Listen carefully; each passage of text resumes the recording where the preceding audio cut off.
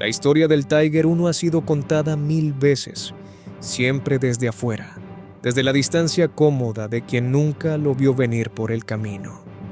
Pero hoy vamos a entrar. Vamos a sentarnos dentro de ese acero, a oler el aceite quemado y la pólvora, a escuchar el rugido de ese motor que se escuchaba a kilómetros de distancia. ¿Por qué Alemania construyó una bestia tan absurdamente cara, tan imposible de fabricar en masa, tan difícil de mantener? ¿Qué propósito tenía una máquina que podía destruir a sus enemigos, pero que con frecuencia se destruía a sí misma antes de llegar al combate? ¿Cómo era realmente vivir y morir dentro de ese acero? Todo eso lo vas a descubrir hoy. Empecemos. El nacimiento de una obsesión.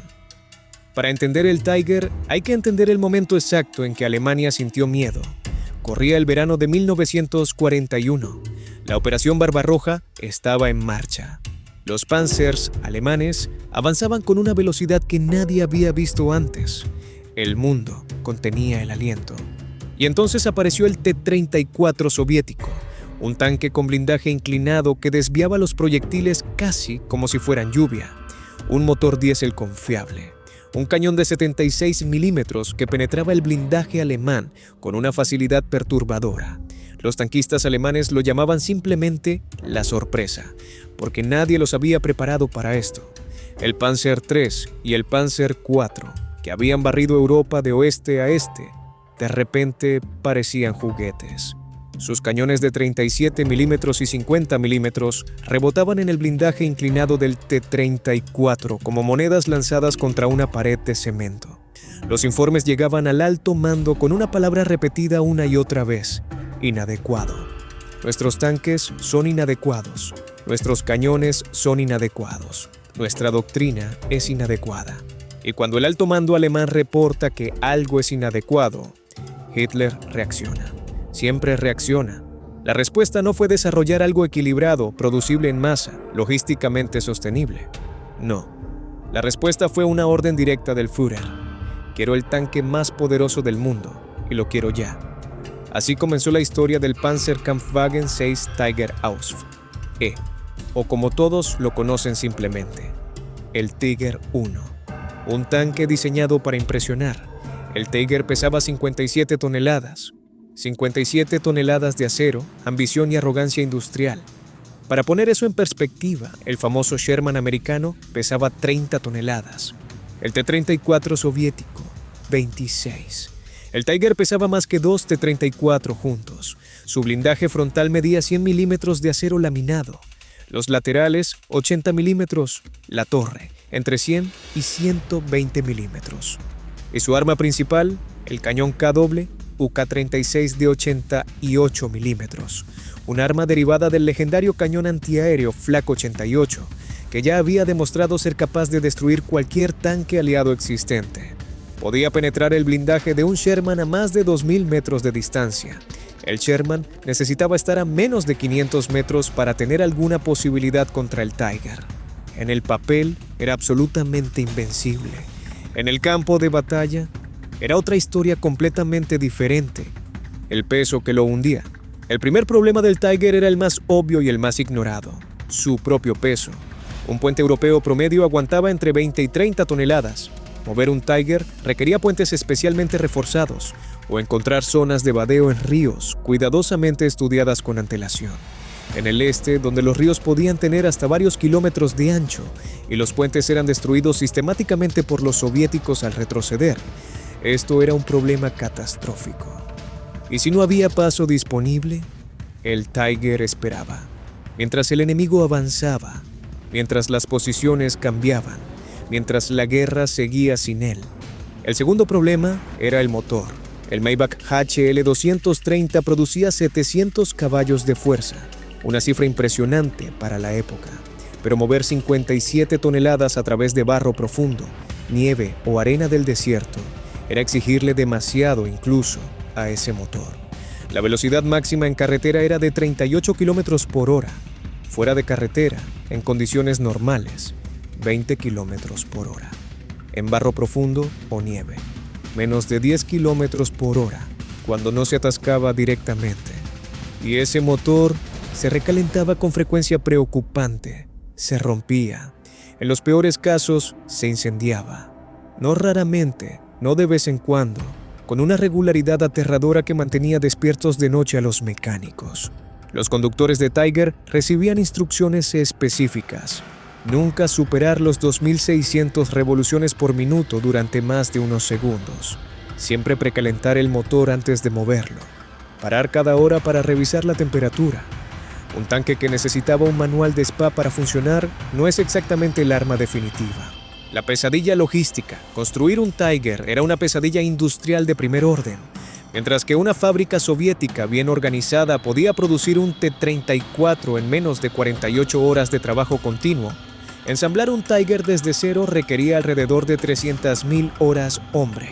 300.000 horas para fabricar un solo tanque. Cada componente requería maquinaria de alta precisión. Los engranajes de la transmisión tenían tolerancias de décimas de milímetro.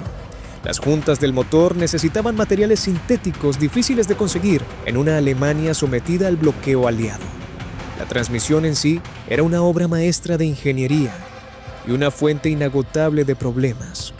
Con 8 velocidades hacia adelante y 4 hacia atrás, era la más sofisticada de su época, también la más frágil. Un giro brusco a alta velocidad podía destruir la transmisión en segundos, y reemplazar una transmisión de Tiger en campo abierto, sin taller, sin grúa adecuada, era prácticamente imposible. El resultado final de todo esto: Alemania fabricó en total apenas 1.347 Tigers I durante toda la guerra. La Unión Soviética produjo más de 57.000 T-34 en el mismo periodo. Estados Unidos fabricó más de 49.000 Shermans. Cuando tu arma más poderosa es también la más difícil, lenta y cara de reemplazar. La matemática de la guerra no está de tu lado. 5 hombres en un horno de acero. 5 hombres vivían y morían dentro del Tiger.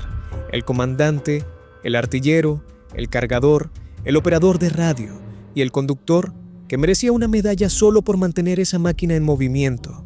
El interior olía a aceite quemado, sudor y pólvora. En el norte de África y el verano ruso, las temperaturas dentro del casco superaban los 50 grados Celsius. El metal quemaba con solo tocarlo. En el invierno ruso, el extremo opuesto, el metal congelado se pegaba a la piel desnuda.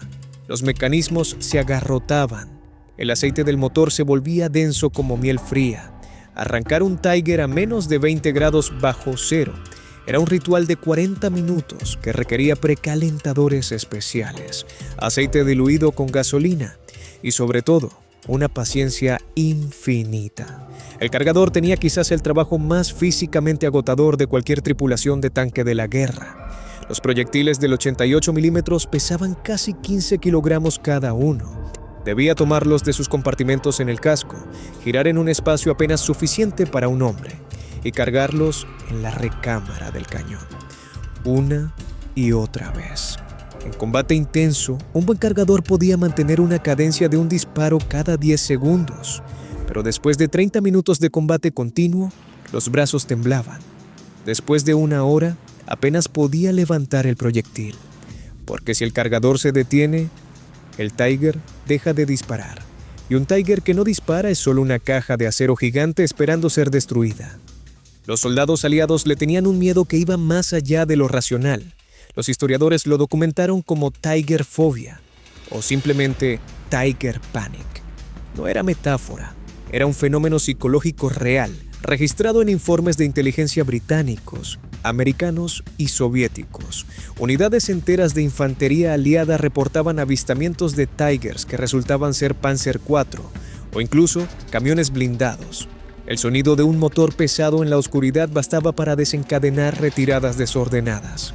Un solo Tiger podía detener el avance de una columna blindada entera, no por minutos, a veces por horas enteras, a veces por días. Los cañones aliados estándar simplemente rebotaban en su blindaje frontal. Incluso el famoso cañón antitanque británico de 6 libras era prácticamente inútil contra el Tiger a distancias superiores a 500 metros.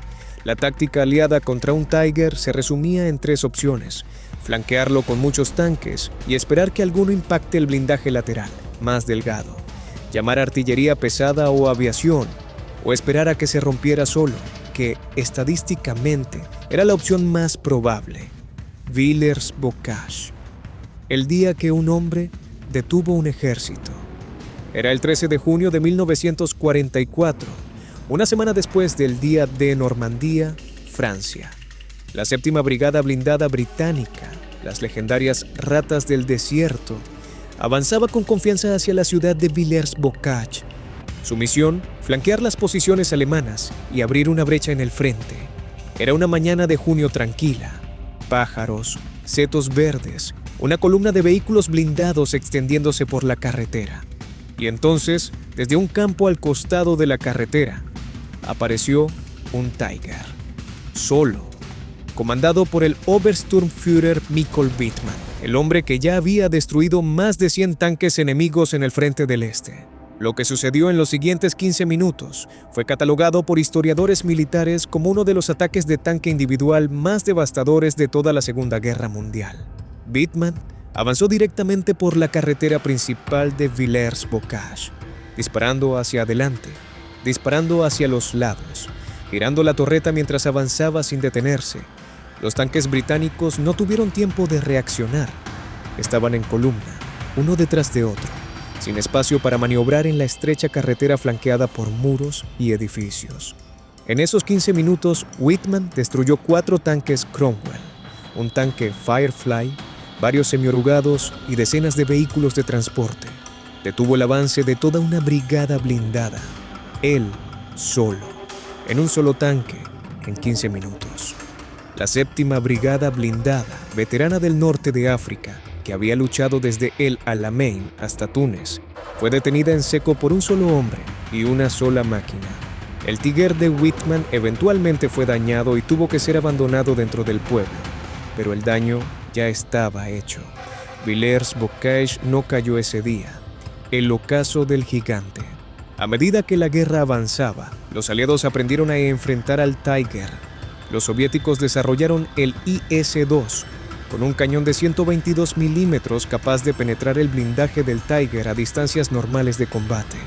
Los americanos introdujeron el M-36 Jackson, un cazatanques con un 90 milímetros devastador.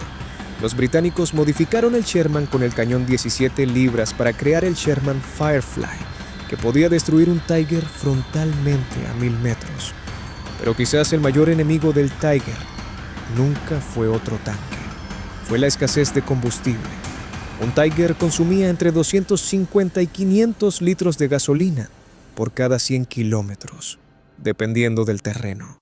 Mientras la situación logística alemana se deterioraba, muchos Tigers fueron simplemente abandonados, completamente intactos, sin una sola gota de combustible. Cientos de Tigers fueron destruidos no por el enemigo, sino por sus propias tripulaciones, que les colocaban cargas explosivas antes de retirarse para evitar que cayeran en manos enemigas. Era la imagen perfecta del colapso alemán. La máquina de guerra más temida del mundo, destruida por los mismos hombres que la tripulaban. El Tiger I fue dado de baja oficialmente en octubre de 1944, reemplazado por el Tiger II, más pesado y más poderoso, y aún más imposible de mantener, porque la Alemania nazi nunca aprendió la lección, la sombra que permanece. En total, Alemania fabricó 1.347 Tigers I. De ellos, solo 6 sobreviven completos hasta hoy, en museos de Alemania, Francia, Rusia, Estados Unidos y Singapur. El más famoso descansa en el Tank Museum de Bovington, Inglaterra. Es el único Tiger I en el mundo que sigue siendo completamente funcional. Cuando lo encienden para demostraciones especiales, la gente deja de hablar. El sonido de ese motor, ese rugido grave y profundo que viaja por el suelo antes de llegar a los oídos, hace algo en el instinto humano. Te recuerda, aunque nunca hayas vivido esa guerra, que esto no era solo una máquina. Era el símbolo de una época en que la humanidad decidió poner lo mejor de su ingenio al servicio de lo peor de sus impulsos. El Tiger fue una obra maestra técnica al servicio de una causa abominable. Fue invencible en el campo de batalla y destruido por su propia complejidad. Fue el arma definitiva que nunca pudo ganar la guerra. Y hoy, décadas después, Cuando la gente lo ve en persona en esos museos, todavía se queda en silencio, como si aún sintiera su peso, como si todavía lo temiera. Esto fue historia real, sin editar, sin filtros. Si querés seguir descubriendo las historias que los libros no cuentan, ya sabes qué hacer. ¿Y vos, qué te llevaste de esta historia? Escribilo abajo.